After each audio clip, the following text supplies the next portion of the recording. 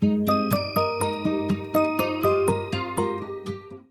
мэнд төргийн үзэгчдээ 90 цэгийн мэнд сайтаас та бүхэндээ мэдээлэл хүргэж байна. За Монгол Улсын ерөнхийлөгчийн 8 дахь удаагийн сонгуул за өнөөдөр өглөөний 7 цагт эхэлж албан ёсоор эхэлж за санал хураалт бол үргэлжилж байна. За харин энэ жилийн тухайд бол иргэд Монгол Улсын ерөнхийлөгчөө сонгох сонгуульд саналаа өгч идэвхтэй оролцож байна. За та сонгуулаа өгсөн үү? Өгсөн өгөө явж байгаа. Одоо сонгуулаа идэвхтэй оролцоорой л гэж хэлмээр байна. Дахин сонгуул явуулж хэрэггүй. Тэгэхгүй бол одоо ард түмний карманаас гарч байгаа мөнгө л одоо урсан. Тэр тусмаа одоо залуучууд бол идэвхтэй оролцоорой л гэж хэлмээр байна. Өсөө. Одоо ямар үрээд байгаа идэвхтэй байцгаа.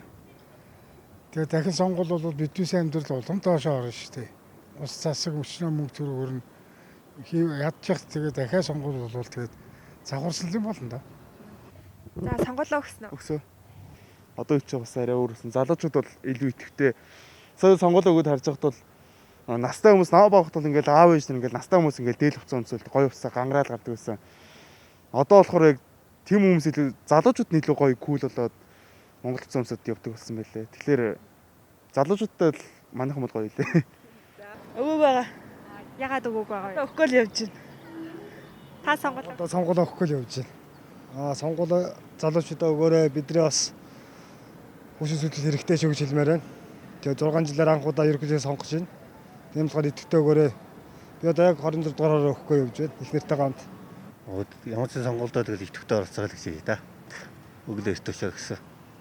За энэ удаагийн Монгол Улсын ерөнхийлөгчийн сонгуульд за өмнөх сонгуулиудтай харьцуулахад хамгийн олон сонгогч бүртгүүлсэн гэдгээр онцлог юм. За монголчууд төрийн тэргүүнээ сонгох 1993 оны сонгуульд нийт сонгогчдын 9276 73% нь оролцсон байна. За харин 1997 оны за сонгуульд бол нийт сонгогчдын 85.6% нь оролцсон байна.